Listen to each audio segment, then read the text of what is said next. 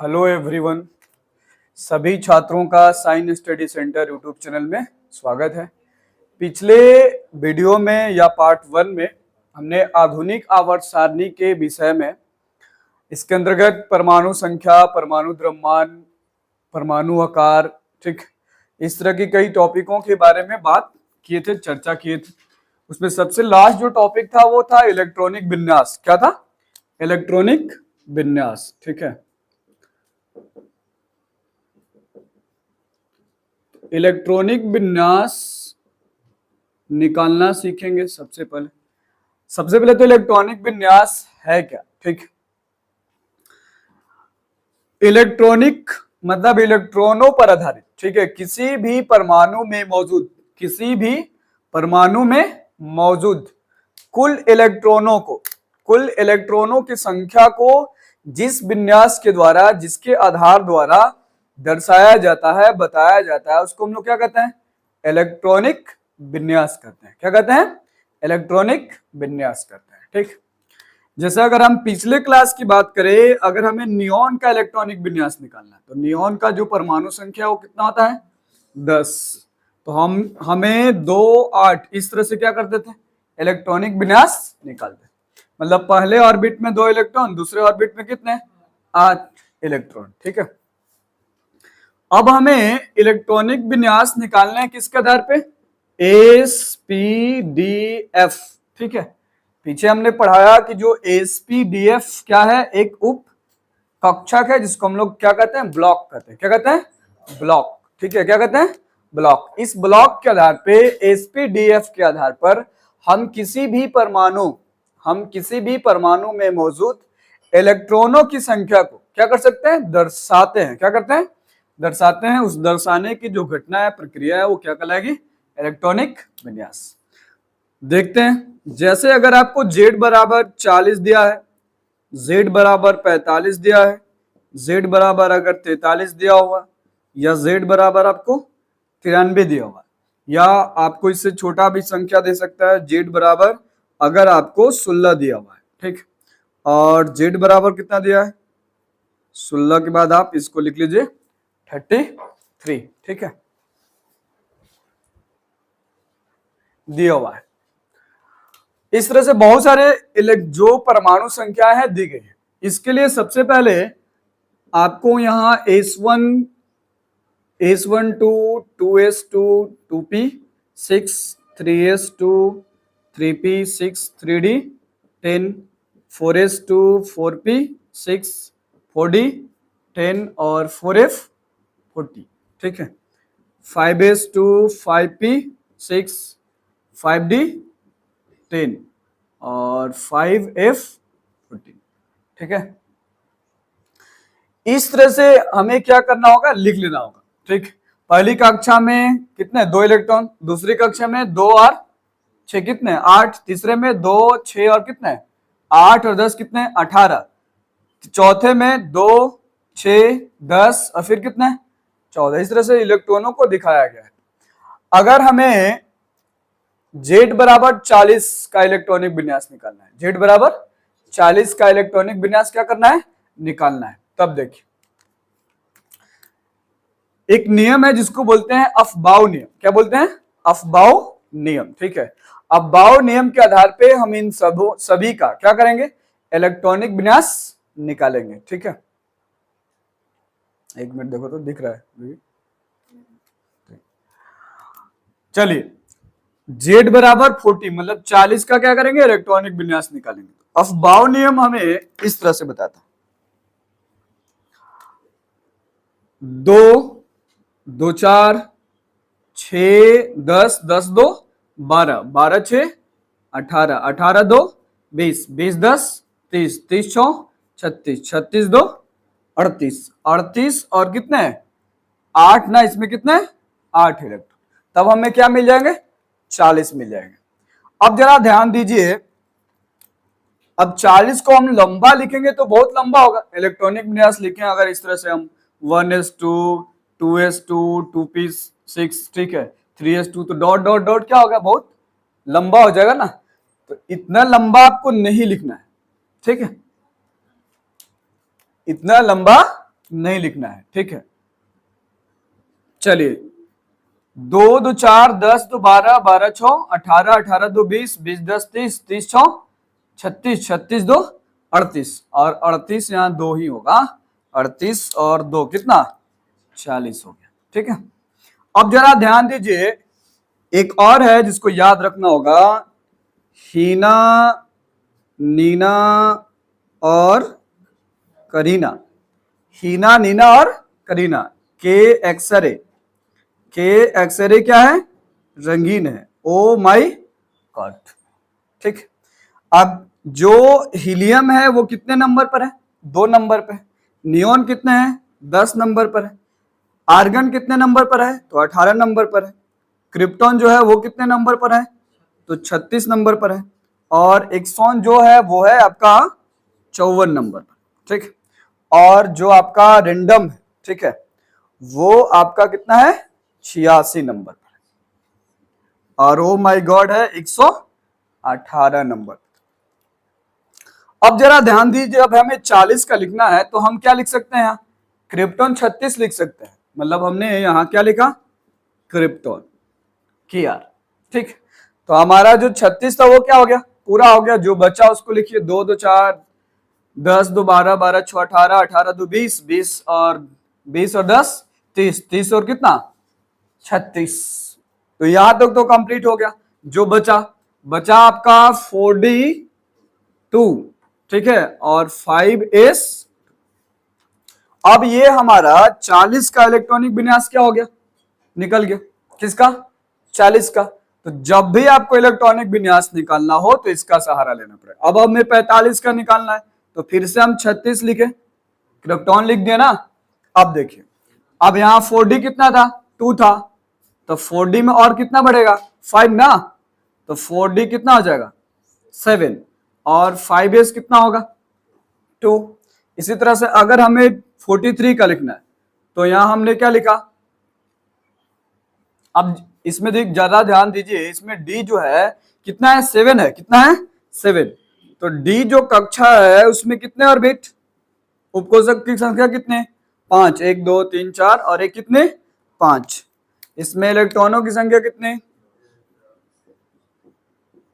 10 ना, कितने 10। तो ये कितना हो गया, 5, और इसमें है कितना, 7। तब इसे आप आसानी से क्या कर सकते हैं, लिख सकते हैं, ठीक है। अगर इससे कम हो, 5d, अगर 5d 6 हो या फिर 5d 5 कम हो, तो देखिए अगर हम 43 का लिखते हैं तो 43 का फिर से क्या लिखेंगे, क्रिप्टॉन लिख दिए। कितना हो गया, 36 हो गया। 36 के बाद कितना, 36 के बाद 38, 38 और फिर कितना, 38 में कितना जोड़ेंगे तो 43 आएगा। 38 में कितना, 5 ना, कितना 5, तो 4d5 और फिर कितना 5s 2। तो ये हो गया।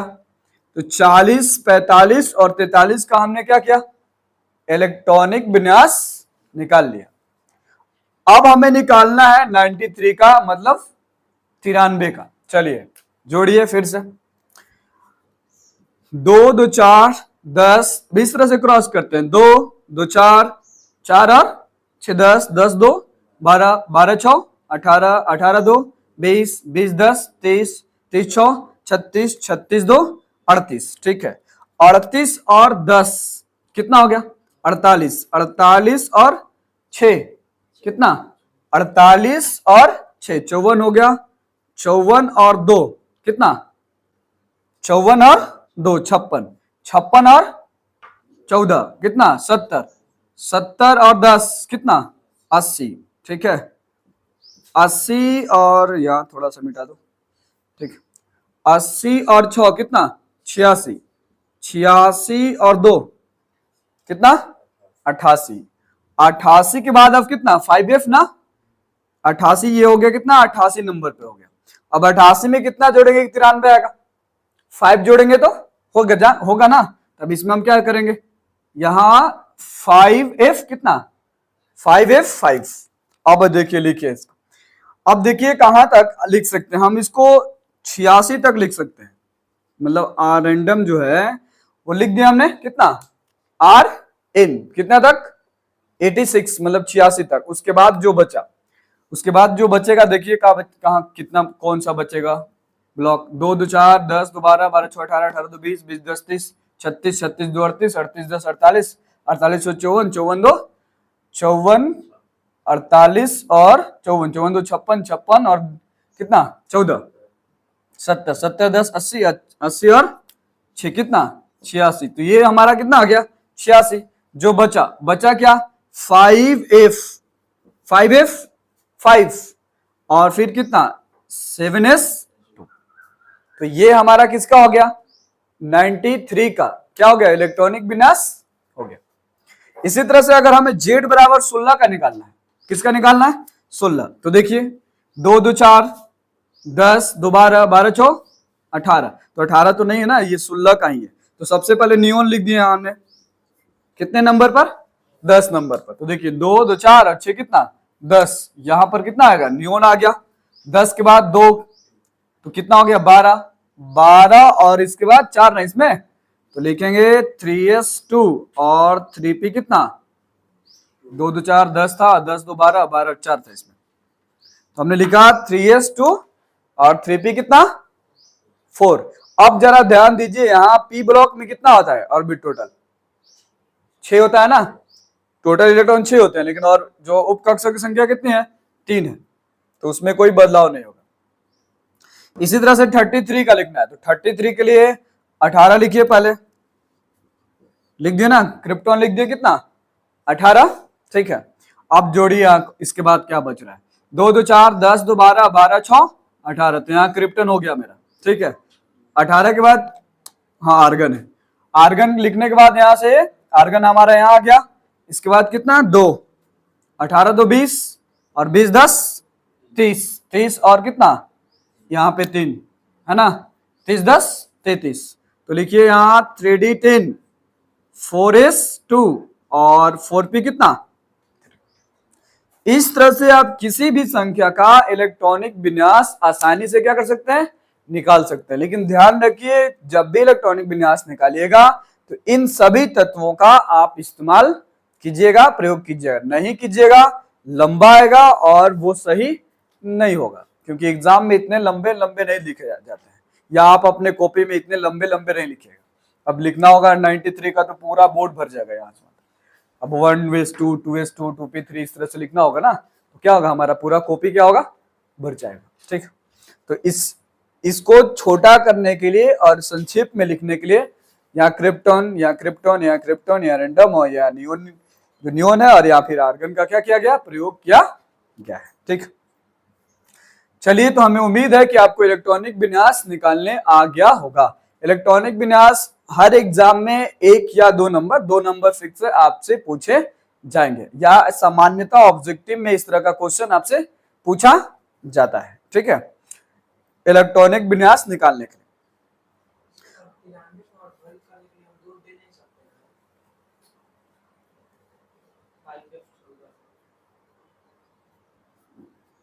जरूरत नहीं, चलिए मिटाते हैं। इसके बाद अगला जो टॉपिक है इसी से संबंधित वो है आयन एंथैल्पी। क्या है आयन एंथैल्पी।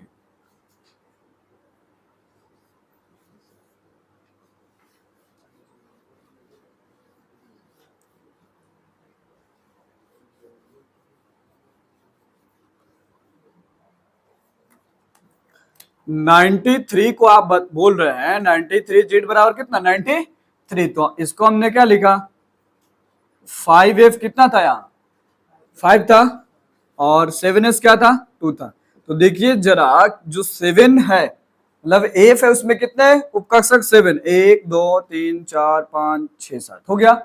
अब बस इसमें इलेक्ट्रॉन को अगर हम भरेंगे तो कितने इलेक्ट्रॉन होंगे अर्धभरित 1 2 3 4 5 6 और कितने 7। तो यहां तो हमें कितने इलेक्ट्रॉन लेने होंगे 7, 2 इलेक्ट्रॉन ना। लेकिन ध्यान रखिए एस ऑर्बिट खाली नहीं हो सकता है, नहीं पूरा खाली कभी नहीं होगा। अगर यहाँ पे 6 रहता, अगर यही 5f6 रहता तो हम इससे इलेक्ट्रॉन क्या कर सकते थे ले सकते थे, ठीक है। लेकिन जब खाली नहीं है 2 इलेक्ट्रॉन इसके खाली है, कितने इलेक्ट्रॉन है 2 खाली है, तब हम इसे ले नहीं सकते हैं। ठीक है, एक इलेक्ट्रॉन ज्यादा होगा तो देगा और एक इलेक्ट्रॉन कम होगा तो क्या करेगा, लेगा। ठीक है, चले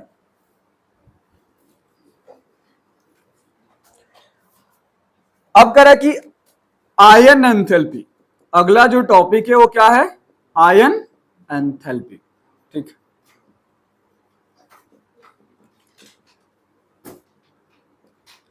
आयन एंथैल्पी, आपको पता है कि आयन जो है कितने तरह के हैं, दो तरह के हैं। एक को कहा जाता है धनायन, क्या कहा जाता है, धनायन, और एक को क्या कहा जाता है, ऋणायन।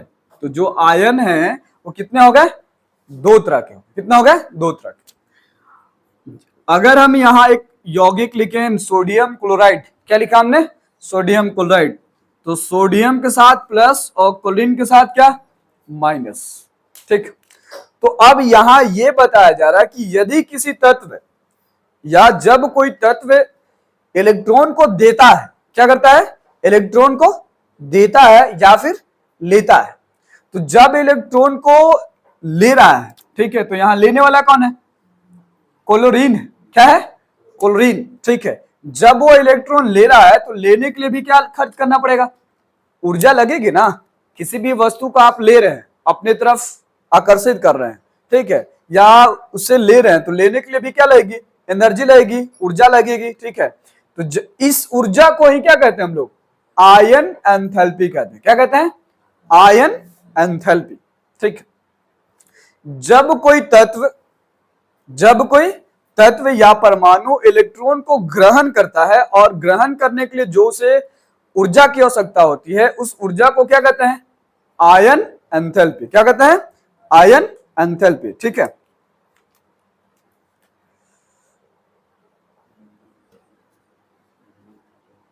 चलिए अब एक और टॉपिक है इसी से संबंधित, जिसका नाम है इलेक्ट्रॉन लब्धि। ठीक है, क्या है, इलेक्ट्रॉन लब्धि एंथैल्पी। ठीक है, इलेक्ट्रॉन लब्धि एंथैल्पी। ठीक, अब इलेक्ट्रॉन लब्धि, लब्धि मतलब क्या, लेना, क्या करना, लेना। ठीक, तो यहां देने वाला होगा ना जी, यहां देने वाला क्या था, प्लस था ना, प्लस होगा, सॉरी, यहां देने वाला कौन था, प्लस। तो देने के लिए जो ऊर्जा लगेगा उसको क्या कहेंगे, आयन एंथैल्पी। क्या कहेंगे, आयन एंथैल्पी। और लेने के लिए, लेने वाला यहां कौन है, क्लोरीन है। क्या एक इलेक्ट्रॉन क्या कर रहा है, ले रहा है, तो लेने के लिए जो ऊर्जा लगेगी उसको क्या कहेंगे, इलेक्ट्रॉन लब्धि एंथैल्पी। क्योंकि यहां इलेक्ट्रॉन क्या हो रहा है, बढ़ रहा है, और यहां इलेक्ट्रॉन क्या हो रहा है, घट रहा है। तो जब इलेक्ट्रॉन देगा या देने के लिए जो ऊर्जा लगेगी तब हम उसको क्या कहेंगे, आयन एंथैल्पी। और जब इलेक्ट्रॉन लेगा कोई तत्व तब हम उसको क्या कहेंगे, इलेक्ट्रॉन लब्धि एंथैल्पी। मतलब लेने के लिए भी ऊर्जा लग रही है और देने के लिए भी ऊर्जा लग रही है। ठीक है, लेने के लिए भी और देने के लिए। तो जब देने के लिए लगेगी तो आयन एंथैल्पी, और जब लेने के लिए लगी तो इलेक्ट्रॉन लब्धि एंथैल्पी। कौन सा, इलेक्ट्रॉन लब्धि एंथैल्पी। एंथैल्पी मतलब एक प्रकार का ऊर्जा, एक प्रकार का ऊर्जा जो इलेक्ट्रॉनों को लेने और इलेक्ट्रॉनों को देने में क्या करता है, सहायता करता है। ठीक, जब इलेक्ट्रॉन देगा तब आयन एंथैल्पी कहिएगा, और जब इलेक्ट्रॉन लेगा तब क्या कहिएगा, इलेक्ट्रॉन लब्धि एंथैल्पी कहिएगा। ठीक है, चलिए अब इससे आगे हम लोग बढ़ते हैं। आपको आयन एंथैल्पी और इलेक्ट्रॉन लब्धि एंथैल्पी समझ में आ गई। इसके बाद का जो टॉपिक है वो है संयोजक त्रिज्या, या एक और टॉपिक है जिसको हम लोग बोलते हैं संयोजकता। क्या बोलते हैं, संयोजकता, वैलेंसी, वैलेंस। ठीक, इसको वैलेंसी भी कहा जाता है। संयोजकता, क्या, संयोजकता, संयोजन करने वाले इलेक्ट्रॉनों की संख्या को, क्या करने वाली, संयोजन करने वाली इलेक्ट्रॉनों की संख्या को क्या कहेंगे, संयोजकता। जैसे हमने यहां सोडियम प्लस लिखा और क्लोरीन क्या लिखा, माइनस। तो यहां अगर पूछा जाए कि सोडियम की संयोजकता कितनी है, तो यहां एक इलेक्ट्रॉन क्या कर रहा है, वो दे रहा है, तो इसकी संयोजकता कितने, एक। इसकी संयोजकता कितने, इसकी भी संयोजकता कितनी होगी, एक होगी। कितनी होगी, एक। जैसे अगर हम क्लोरीन को देखो ना, क्लोरीन कितने नंबर पर आता है, 17 नंबर पर आता है। कितने नंबर पर आता है, 17 नंबर पर। तो 17 नंबर पर आता है, तो 2 2 4 और 2 6 और कितना 7, ठीक है। तो बाहर ऑर्बिट में इलेक्ट्रॉनों की संख्या कितनी है, 7 है, तो इसकी 7 नहीं होगा, इसकी संयोजकता 7 नहीं होगी। ऐसा नहीं कि बाहर जितने हैं उतने होंगे, नहीं, ये इलेक्ट्रॉन को ले कितना रहा है, एक इलेक्ट्रॉन को ना, तो इसकी संयोजकता कितनी होगी, 1 होगी। कितनी होगी, 1। ऐसे भी आप ध्यान रखो कि जब इलेक्ट्रॉनों की संख्या 5 से क्या हो, अधिक हो, या फिर 4 से क्या हो, अधिक हो, तो इलेक्ट्रॉन देंगे नहीं, इलेक्ट्रॉन क्या करेंगे, लेंगे, ठीक है। तो लेने की जो क्षमता, उसके संयोजन करने वाले इलेक्ट्रॉनों की सीधा सिंपल सरल भाषा में समझो कि इलेक्ट्रॉनों, जितने इलेक्ट्रॉनों के साथ वो संयोजन कर सकते हैं और करके एक यौगिक का क्या कर सकते हैं, निर्माण कर सकते हैं। तो जो संयोजन में भाग लेने वाले इलेक्ट्रॉनों की जो संख्या है वो क्या कहलाएगी, संयोजकता। क्या कहलाएगी, संयोजकता। अगर हम कार्बन की संयोजकता पूछे तो कार्बन की संयोजकता कितनी, 4। ये क्यों, क्योंकि ये 4 इलेक्ट्रॉन किसी 4 के साथ क्या हो सकते हैं, जुड़ सकते हैं। क्या कर सकते हैं, जुड़ सकते हैं। तब इसकी संयोजकता कितनी हो गई, 4 हो गई। कितनी हो गई, 4, ठीक है। इसी तरह से अगर हम ऑक्सीजन को लेते हैं तो ऑक्सीजन के बाहर ऑर्बिट कितने, बाहर ऑर्बिट कितने, 6 होते हैं ना, 2 2 4 और 2 6, 8 ऑक्सीजन ना, 8 ऑक्सीजन, तो बाहर ऑर्बिट में कितने इलेक्ट्रॉन, 6 इलेक्ट्रॉन। तो अब ये कितने इलेक्ट्रॉनों को ले सकता है या फिर जुड़ सकता है, कितने, 2, ठीक है। कितने, 2। जैसे एक उदाहरण अगर हम लें ऑक्सीजन के सापेक्ष, तो हम क्या ले सकते हैं, H2O। क्या ले सकते हैं, H2। देखिए अब यहां जो हाइड्रोजन जो है ऑक्सीजन के 2 के साथ क्या कर रहा है, संयोजन कर रहा है। तो ऑक्सीजन की संयोजकता कितनी हो गई, 2 हो गई। कितनी हो गई, 2। जबकि हाइड्रोजन की संयोजकता कितनी हो गई, 1। कितनी, 1 हो गई। समझ में आई। किसी भी तत्व के इलेक्ट्रॉन जो बाहरी कक्षा में है, ठीक है, किसी भी तत्व के इलेक्ट्रॉन जो बाहरी कक्षा में है, किसी रासायनिक अभिक्रिया में या फिर किसी यौगिक को बनाने के लिए जितने इलेक्ट्रॉन संयोजन करेंगे उनकी संख्या को क्या कहेंगे, संयोजकता। क्या कहेंगे, संयोजकता, ठीक है, वैलेंसी। चलिए आगे अगला टॉपिक देखते हैं। अगला टॉपिक जो है वो है आपका संयोजक त्रिज्या। संयोजक त्रिज्या, कौन सी त्रिज्या, संयोजक त्रिज्या, ठीक है।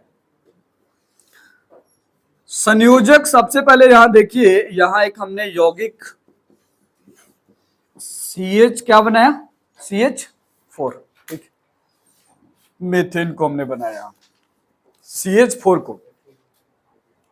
अब यहां देखिए हाइड्रोजन और कार्बन आपस में क्या हो रहे हैं, जुड़ रहे हैं। क्या हो रहे हैं, जुड़ रहे हैं, मतलब इनके बीच क्या हो रहा है, संयोजन हो रहा है। क्या हो रहा है, संयोजक। तो जो संयोजन करने वाले तत्व हैं उनको क्या कहेंगे, संयोजक। क्या कहेंगे, संयोजक। मतलब कार्बन और हाइड्रोजन क्या है, संयोजक है। क्या है, संयोजक है, जो आपस में क्या कर रहे हैं, जुड़ रहे हैं। तो 2 या 2 से अधिक भी हो सकते हैं, ठीक है। 2 तत्वों के बीच जब उनके बीच संयोजन होता है और उनके बीच की जो दूरी है वो क्या कहलाएगी, ससंयोजक त्रिज्या, ठीक है। क्या कहलाएगी, ससंयोजक त्रिज्या। जबकि इसके बाद जो बॉन्ड बन रहा है, जो बंधन बन रहा है, उसको हम लोग क्या कहते हैं, ससंयोजक आबंध। क्या बोलते हैं, ससंयोजक आबंध। आबंध मतलब बॉन्ड है ना, क्या, बॉन्ड। और ये त्रिज्या, रेडियस। आप ये भी कह सकते हैं कि ससंयोजक आबंध की जो दूरी है, जो डिस्टेंस है, ठीक है, या फिर त्रिज्या है, उसको हम क्या कहेंगे, ससंयोजक त्रिज्या कहेंगे। क्या कहेंगे, ससंयोजक त्रिज्या। ये सभी तत्वों का ससंयोजक त्रिज्या अलग अलग होते हैं। संयोजक आबंध भी क्या होते हैं, अलग अलग होते हैं। आबंध अभी तक आपको 3 ही तरह के पढ़ने हैं। एकल आबंध जब एक हो, जैसे यहां एक है, डबल जिसको ध्रुवीय आबंध कहते हैं, और फिर क्या, 3 आबंध, 3। एक जब एकल आबंध मतलब एक, जैसे यहां एक उदाहरण दिया गया किसका है, एकल का है, ठीक है। अगर हम नाइट्रोजन को मिला दे तो नाइट्रोजन नाइट्रोजन ठीक है, ये कितने आबंध के साथ जुड़ेंगे, कितने, 3। कितने, 3।